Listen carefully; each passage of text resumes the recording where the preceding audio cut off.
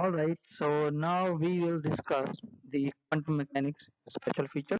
Now, there are five important features of quantum mechanical results, right? And it is given in NCERT, right? So, the first important point is that the energy of the electron in an atom is basically quantized, right? Now, I think everyone understood what is the meaning of quantized. So, quantized means that the electron is not allowed is not allowed to have any energy of its own. Rather, this will have some specific values. Okay, कुछ खास values होंगे, some specific values, and only those values are allowed for an electron, right? And the condition is it must be bound to the nucleus. यानी कि जब एक electron nucleus से bound होगा means वो एक एटम का पार्ट बन गया है। तो जब एक इलेक्ट्रॉन न्यूक्लियस से बाउंड होगा वो न्यूक्लियस के कंट्रोल में होगा तो उस इलेक्ट्रॉन की जो एनर्जी है वो क्वांटाइज्ड होगी और जब वो बाउंड नहीं होगा तो वो क्वांटाइज्ड नहीं होगी, राइट? तो quantum mechanics is basically the result of boundation of electrons to the nucleus, right? So second important feature is that the existence of quantized electronic energy level, which is the result of wave-like properties of electrons and are allowed solutions of Schrodinger equation, meaning कि जो जो electron है, right, ये जो electron की जो condition है bound to the nucleus, इसकी जो मैथमेटिकल इक्वेशन है उस मैथमेटिकल इक्वेशन को हम श्रोडिंगर वेव इक्वेशन के नाम से क्वांटम मैकेनिक्स में जानते हैं। और उन श्रोडिंगर वेव इक्वेशन के जो सॉल्यूशंस हैं, right, if there is a equation there must be some solution, तो उन इक्वेशंस के जो सॉल्यूशंस हैं वो कहलाएंगे इलेक्ट्रॉनिक एनर्जी लेवल्स। ऑलराइट, ये बात मैंने थोड़ा सा कंक्लूडेड वे में कहा है, ये एग्जैक्टली कंप्लीटली डिटेल नहीं है, that you will learn in your postgraduate class, right? The third important point is that both the position and exact velocity, both exact position and exact velocity of an electron in an atom, it is required in an atom.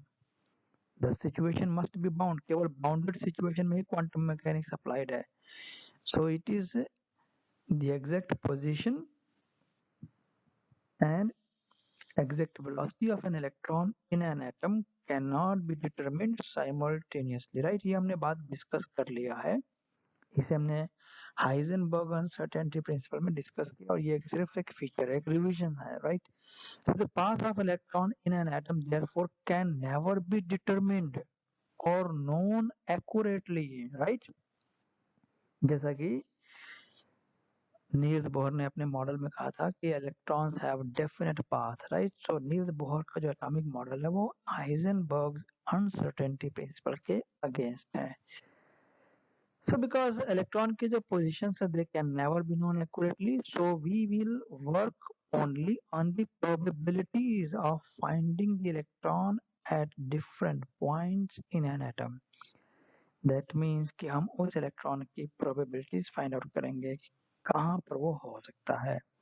Alright, anatomic orbital, Okay, जिसे so हम next, orbital कहते हैं, right, result देखते हैं। Orbital is not a physical thing, इसे आप real life में realise नहीं कर सकते हैं, राइट? यही इसकी रियलिटी है। So an orbital can never be realized in a real life, but what is an orbital? Theoretically, it is the wave function of an electron, meaning कि जो इलेक्ट्रॉन है that electron have all the properties। हम लोगों ने wave function भी discuss कर लिया है, तो आप उसके लिए पिछले रिविजन देख सकते हैं। तो जो वेव फंक्शन है जिसके ऊपर हम लोग डोनेट क्या ये साइज हम इसको नोटेशन लगा रहे हैं, size notation for a wave function.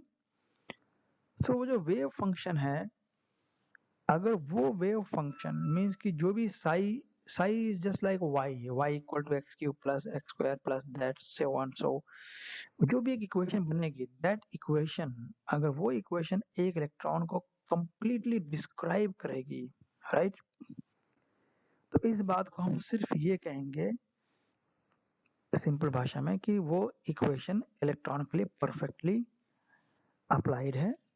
और क्वांटम मैकेनिकल लैंग्वेज में इसको कैसे बोलेंगे कि उस इलेक्ट्रॉन ने वो ऑर्बिटल ऑक्युपाई कर लिया, राइट। क्यों?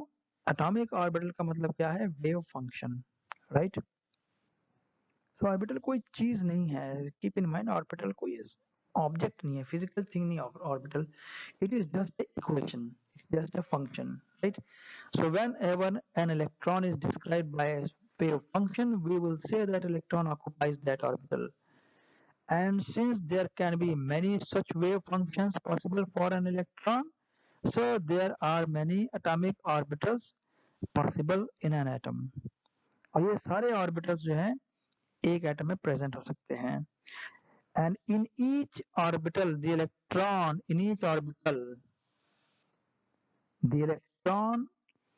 must have a definite energy. और यहाँ पे एक और भी इंपॉर्टेंट चीज है, an orbital cannot contain more than 2 electron. ये बहुत ही स्पेशल पॉइंट है क्वांटम मैकेनिक्स का कि किसी भी ऑर्बिटल में एक से ज्यादा इलेक्ट्रॉन नहीं हो सकते। इसका मतलब कि ये है कि जो एक वेव फंक्शन है वो मैक्सिमम 2 इलेक्ट्रॉन को डिस्क्राइब करेगा, right. N orbital can not contain more than 2 electrons. इसका मतलब हुआ कि एक जो ऑर्बिटल है, ऑर्बिटल का मतलब जो वेव फंक्शन है, वो वेव फंक्शन 2 से ज्यादा इलेक्ट्रॉन को डिस्क्राइब नहीं करेगा।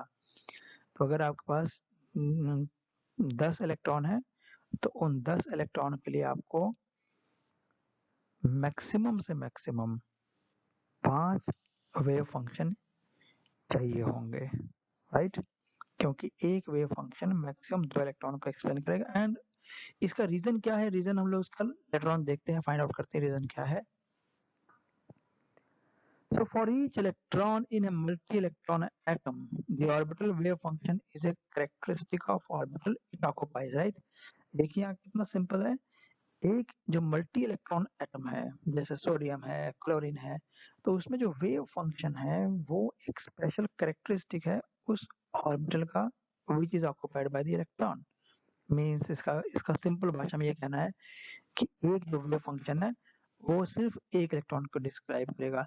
इसका मतलब अगर क्लोरीन में 17 इलेक्ट्रॉन्स हैं तो मुझे 17 वेव फंक्शंस चाहिए, यानी कि 17 तरीके के फंक्शंस हो सकते हैं, राइट। तो क्योंकि एक वेव फंक्शन 2 इलेक्ट्रॉन के लिए अप्लाई हो सकता है, तो इसका मतलब कि 17 के लिए अगर मैं कम से कम फंक्शंस भी करूंगा तो एटलीस्ट मुझे 9 वेव फंक्शंस चाहिए, राइट। बिकॉज एक वेव फंक्शन अप्लाई हो सकता है 2 के लिए, तो 9 वेव फंक्शन अप्लाई हो सकते हैं 18 के लिए। अब क्लोरीन में 17 इलेक्ट्रॉन्स हैं तो इसके लिए हमारे को सिर्फ 19 जो मीन्स कि 9 वेव फंक्शंस ही चाहिए होंगे। और इसका ये भी मतलब होता है कि उस क्लोरीन एटम में 9 ऑर्बिटल्स ऑक्युपाई होंगे, राइट। 9 ऑर्बिटल्स ऑक्युपाई होंगे मीन्स 9 वेव फंक्शन यूज होंगे। One orbital can not have more than 2 electrons. All the information about the electron in an atom is stored in its orbital wave function psi, and the quantum mechanics, which is the mechanics of this bounded electron. This quantum mechanics makes it possible to fetch out this information, right? So जैसे हमारे पास physics में motion in 1 dimension 2 dimension में आपने देखा होगा कि आपके पास एक इक्वेशन आती है y में जो डिस्प्लेसमेंट डिस्क्राइब करता है, और फिर आप उसी डिस्प्लेसमेंट से आप उसकी वेलोसिटी, एक्सेलरेशन, फोर्स, मोमेंटम और आप बाकी इंफॉर्मेशन निकाल सकते हैं just by differentiating, right. So similarly Sai भी एक ऐसा ही वेव फंक्शन है जिसमें इलेक्ट्रॉन की सारी इंफॉर्मेशन है और उस साई से हम बाकी इंफॉर्मेशन निकालते हैं with the help of quantum mechanics. ये है राइट। कि जो प्रोबेबिलिटी है एक इलेक्ट्रॉन की फाइंड आउट करने की कि कितने मैक्सिमम चांसेस हैं किसी इलेक्ट्रॉन के किसी एक स्पेसिफिक पॉइंट पर मिल सकने के, right, within a bounded state. वो जो प्रोबेबिलिटी है that probability is related to the square of the amplitude. जो साई है, psi is a function of amplitude and psi का जो स्क्वायर है that square is known as probability function. Alright, so why we can discuss it later on. Why? Well, psi square, यहाँ देखिए, आप देखिए modulus भी लगा रखा है, राइट, मॉड्यूलस। मॉड्यूलस का मीनिंग ये हो गया कि आपके पास रियल वैल्यूज आ रही हैं, राइट। मॉड्यूलस का मीनिंग ये नहीं होता कि हर बार पॉजिटिव है। मॉडुलस का मीनिंग कि आप रियलिटी में डील करना चाहते हैं, रियल लाइफ में, right. So this mod stands for the real number. What is the reality? We want to know the real things, right. So that real is squared, right. So this is always positive. Why? Because probability is never negative. It is always more than zero but less than one, right? And from the value of size mod square at different points within atom, it is possible to predict the region around the nucleus where electron will be most probably found, right? But इसका meaning ये नहीं कि हम electron को वहाँ पे ढूंढने निकल रहे हैं, राइट। सिर्फ ये मीनिंग है कि हमें इसको ग्राफिकली रिप्रेजेंट करेंगे।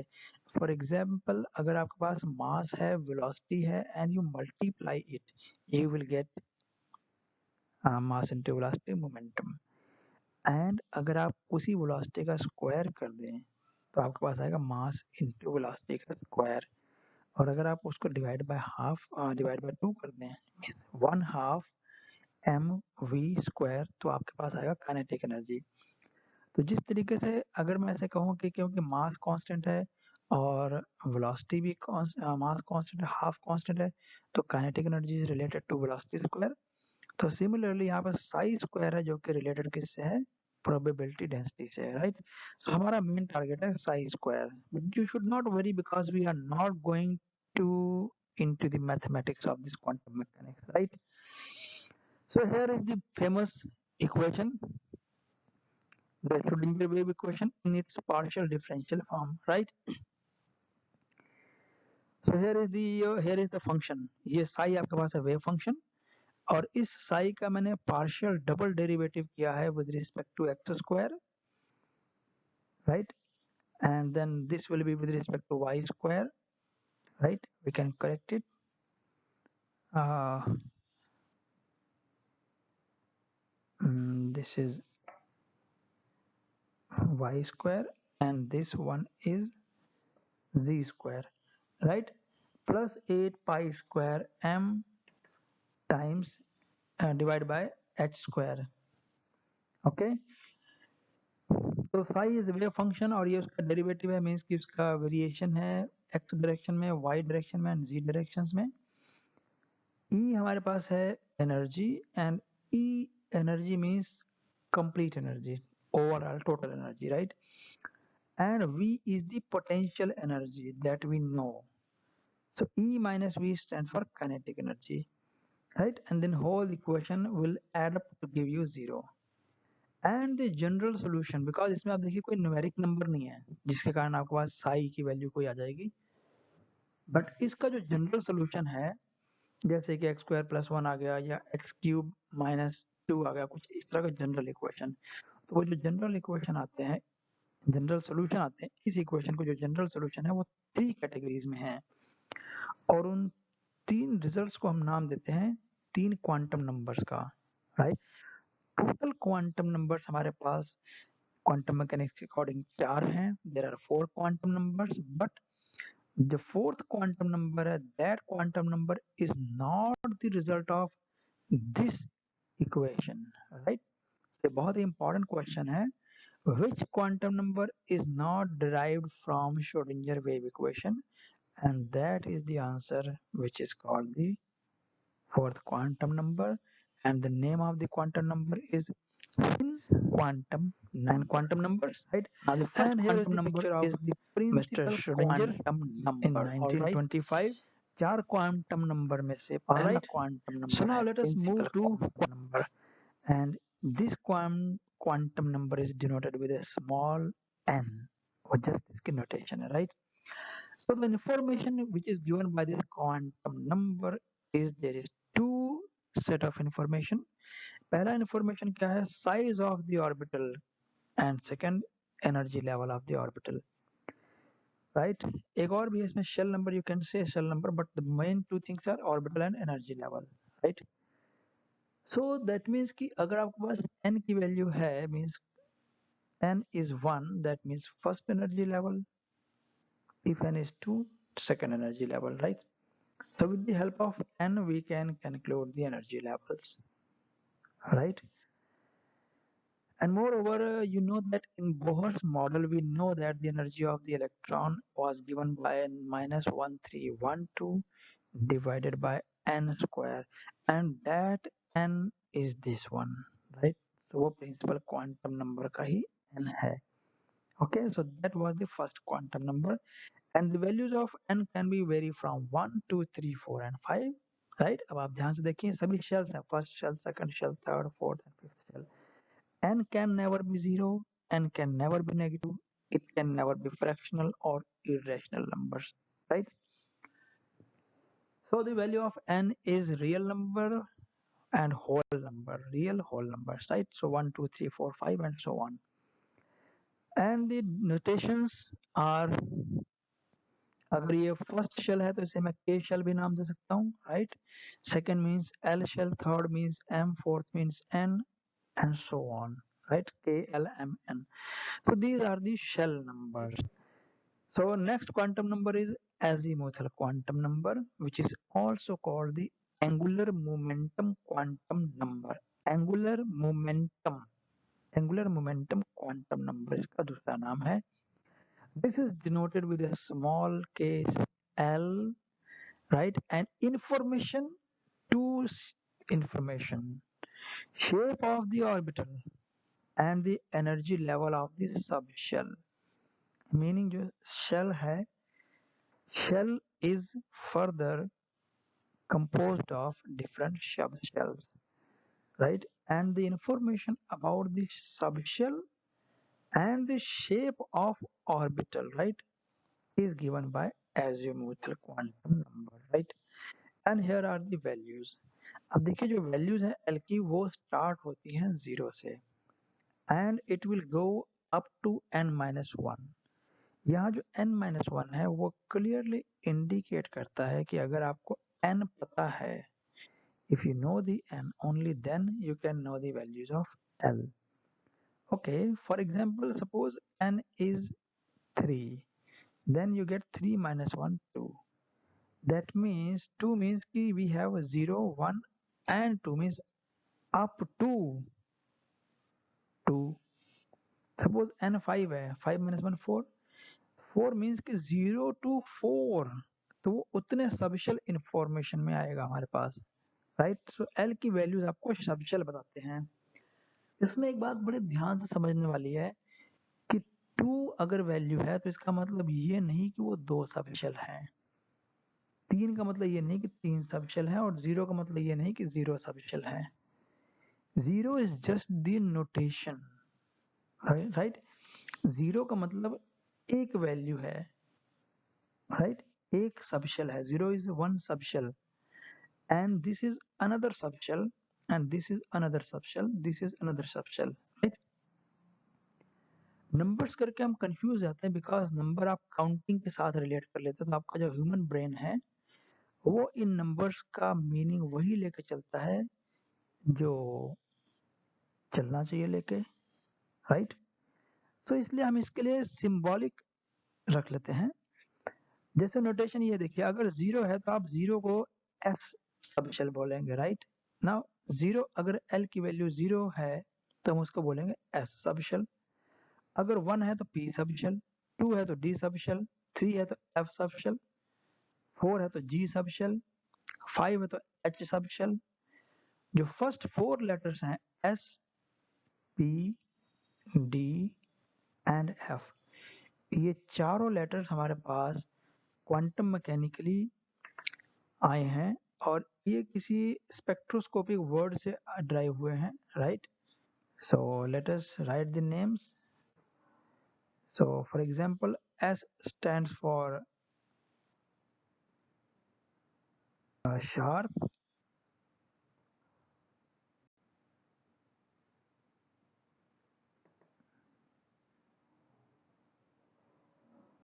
and this P stands for principal, and this D stands for diffused, right? And this F stands for fundamental, right? G has no other meanings. So the notation is very simple. S stands for, let me write it again, sharp. So जो spectral lines थी वो sharp आ गई हैं, principal lines है, means main line है, diffused है या fundamental है, मोर क्लियरली ये सभी वर्ड स्पेक्ट्रोस्कोपी से ड्राइव थे। n की वैल्यू 1 है, राइट? इन जगहों पे देखिए अगर ऐसे n 1 है तो हमारे पास l की वैल्यू थी 0 से लेके n - 1 आफ्टर तक। f you have just if you substitute the 1 sequence over of there, English right alphabets, तो अगर आप यहाँ पे right 1 सब्स्टिट्यूट करेंगे इस पॉइंट पे, तो 1 - 1 0 मींस l की वैल्यू आ गई 0, that is only one value. तो इसका मतलब जो फर्स्ट शेल है n1 means shell 1 and l0 means sub shell s। तो फर्स्ट शेल का एस सब शेल, इसको हम लिखेंगे 1s, ऐसे लिखेंगे 1s, फर्स्ट शेल का एस सब शेल। अब l में वैल्यू सिर्फ 0 ही हो सकती है, राइट? सो दैट मीन जो k शेल है, जो फर्स्ट शेल है, उसके पास केवल एक सब शेल है और वो सब शेल है 1s, राइट? सपोज n की वैल्यू 2 है, अगर n 2 है then you substitute 2 in this equation, 2 - 1 very simple 1। तो 0 से लेकर के ये वैल्यू होगी वेरी 0 से लेकर के 1 तक, तो एक 0 वैल्यू होगी, एक 1 वैल्यू होगी। और हमने 0 के लिए नोटेशन चूज कर रखा था कि 0 को हम s सब शेल कहेंगे, 1 को हम p सब शेल कहेंगे। तो इसलिए अगर सेकंड शेल है तो सेकंड शेल में दो सब शेल है, एक ये और एक ये, इसका नाम है s, इसको हम p से डिनोट करते हैं। तो हम लिखेंगे कि सेकंड शेल में एक 2s सब शेल है, दूसरा 2p सब शेल है, यानी कि सेकंड शेल के पास दो सब शेल हो गए। अब नेक्स्ट देखते हैं, सपोज अगर n3 है तो आपके पास l की वैल्यू 0 से लेकर के n-1 तक है। अब आप n यहाँ पर सप्लाई कीजिए 3, right? So when you put here 3, 3 - 2 makes 3 - 1 makes 2, तो 2 तक यानी कि 0 1 2, यानी कि s सब शेल भी हो गया, p सब शेल भी हो गया और d सब शेल भी हो गया। तो तीनों सब शेल कहाँ पर प्रेजेंट हो सकते हैं? थर्ड शेल में। तो थर्ड शेल में भी s सब शेल है, थर्ड में p है, थर्ड में d है। इस बात का जरूर ध्यान रखना है कि जो फर्स्ट का s है, सेकंड का s है, थर्ड का s है, तीनों सेम नहीं है। फर्स्ट का s स्मॉलर साइज, सेकंड का लार्जर साइज, थर्ड का और larger size, right? Similarly fourth shell के लिए अगर आप देखें, आप 4 पुट करेंगे तो आपके पास 0 से लेकर के 3 तक आएगा, 0 1 2 3। तो s sub shell, p sub shell, d sub shell and f sub shell. तो इसलिए s 4 p 4 d 4 f, यानी कि फोर्थ शेल में 4 सब शेल, थर्ड शेल में 3 सब शेल, सेकंड शेल में 2 sub shell. I think you can understand nth shell में n sub shell. Alright, let's move further. Right, so again here is table. Now you can understand this table. If n is 1, then l can have only one value, and that value is 0, right? And similarly for 2 we can have two values, and those two values are 0 and 1, right? So those two values are 0 and 1, and therefore you have 2s subshell, 2p subshell. For third it is 0 1 and 2, it is 3s 3p 3d, For fourth, it is 0, 1, 2, and 3. So it is 4s, 4p, 4d, and 4f. I hope you have understood it very clearly. इसका meaning ये हो गया कि जो fourth shell है, fourth shell में मेरे पास 4 सब शेल्स है. इन 4 सब शेल्स के magnetic जॉइंट quantum का नाम है number fourth denoted shell. by m. Right? So it gives the information about the orientation of the orbital, means it gives the information regarding the direction of the orbital, कि वो orbital specially किस direction में है. Specially नहीं, specially. Specially means in space. Right. So values of m देखिए. अब जो m की देखिए वैल्यूज आप ध्यान से देखिए. m dependent on l means वो azimuthal quantum number पर डिपेंडेंट है. If you know the value of l, you can say that it varies from minus l to plus l. All right. So that means we have the values of m varying from minus l to plus l. Now let us understand it with examples. Suppose अगर मैं l की value 0 ले लेता हूँ, right? If l is 0, you substitute the value of l in this, means 0, so m is also 0. Again, m0 does not mean there is no orbital. m0 means there is just one orbital. It is just a notation, right? It is notation. It is not, it should not be treated as a number, right? Now suppose you have l value 1. l value 1 का मतलब हो गया p sub shell. l value 0 का मतलब हो गया s sub shell, right? So यहाँ पर l की वैल्यू 0 का मतलब हो गया, you can write here s sub shell, और ये इसका मतलब हो गया p सब शेल. तो s sub shell means s sub shell has s orbital. ये बड़ा सिंपल सा आइडिया है. s sub shell has s orbital. p sub shell has 3 different p orbitals, right? In 3 different p orbitals के नाम होंगे px, pz and py. जो pz है ये लिमिटेड है इस 0 वैल्यू के लिए, राइट? px के लिए अगर आपके पास m की वैल्यू -1 है तो आप उसको px एज्यूम कर सकते हो, या आप उसको py एज्यूम करो. That does not make any difference. But जो 0 वैल्यू है, 0 is special allowed value only for pz orbital, right? It is pz. Next, suppose l की वैल्यू 2 है. अब 2 का मतलब ये होगा कि मैं d सब शेल के लिए सोचता हूँ, right? d sub shell. So d sub shell के लिए you supply this value of 2, right, into the equation. That means from -2 to +2. So -2, oh yeah, this should be -1, right? So -2, -1, 0, 1 and 2. That means कि जो number of orbitals है वो total 5 होंगे हमारे पास, right? सो 5 कौन से होंगे? डी एक्स वाई होगा नाम, डी वाई जी होगा. ये ध्यान रखिए, डी मीन्स सबशेल और डी एक्स वाई हो गया एक orbital. D is subshell, right? D means L की वैल्यू 2 और एक्स वाई का मतलब हो गया एम की वैल्यू -2. तो डी जी स्क्वायर, अगेन 0 के लिए हमने जी स्क्वायर ले लिया, and then D X z, और एक और है D X square minus D Y square. ये हमारे पास 5 डिफरेंट ऑर्बिटल्स हैं डी के. And now you can understand it very simple, right?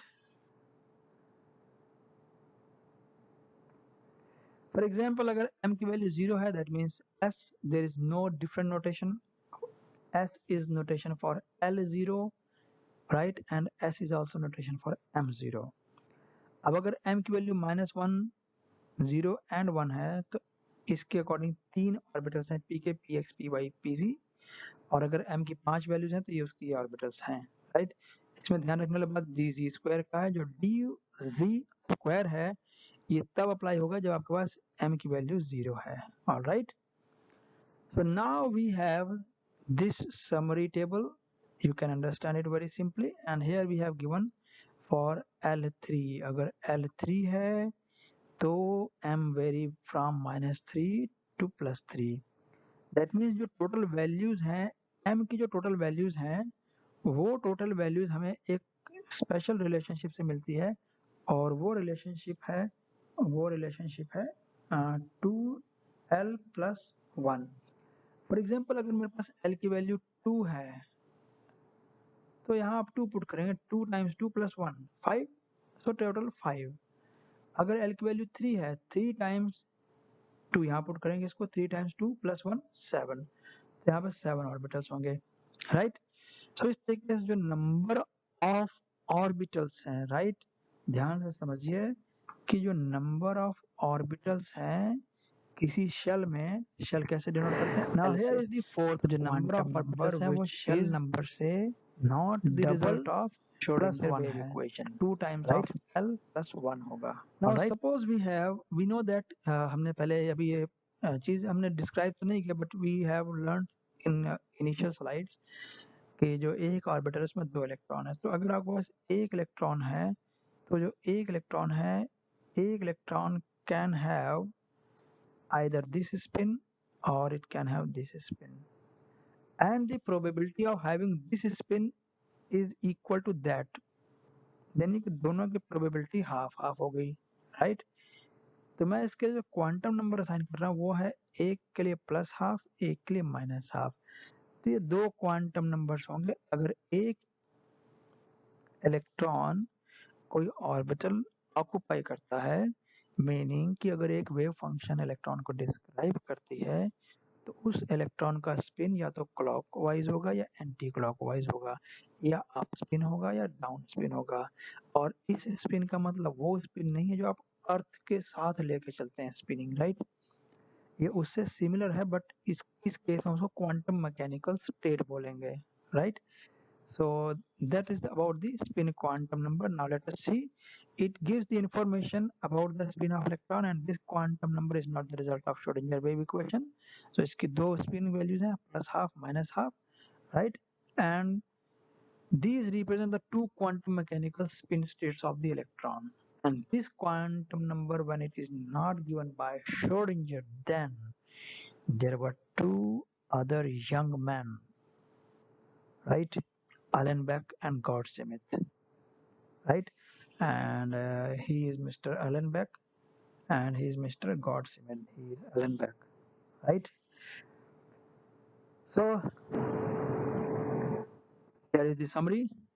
N define the shell, determine the size of the orbital, and also to a large extent the energy. If there are n subshells, right? If there are n subshell in the nth shell, L identify the subshell and determine the shape of the orbital, right? And there are 2l+1 orbitals for each type in a subshell, right? तो s orbital में एक subshell, p नहीं, एक s subshell में एक orbital जो कि s orbital है, p सबशेल में 3p ऑर्बिटल्स, d सबशेल में 5d ऑर्बिटल्स, f सबशेल में 7f orbitals, right. m designate करता है orientation of the orbitals, right. For a given value of m it can have 2l+1 value, हमने अभी पढ़ लिया। So S refers to the orientation of the spin, right? And now we have pink question. What is the total number of orbitals associated with the principal quantum number 3? Third orbital, third shell में कितने orbitals होंगे? तो सबसे पहले यहाँ solution देखिए, solution बहुत simple है। अगर आपके पास n3 है तो सबसे पहले आप l कैलकुलेट करेंगे, जो कि n-1 से पता लगता है। n-1 means 2, that means 0, 1 and 2. So there is 1 in S, इसमें एक ऑर्बिटल होते हैं, p सबशेल में 3 ऑर्बिटल होता है और d सबशेल में 5 ऑर्बिटल होता है। So if you add 1 3 5 you get 9, और 9 एक और भी तरीके से आता है, वो है इसका स्क्वायर करके यू गेट 9, राइट। सो इसका मीनिंग ये हो गया कि जो हमारे पास ऑर्बिटल्स का नंबर है, orbitals is equal to n square, right.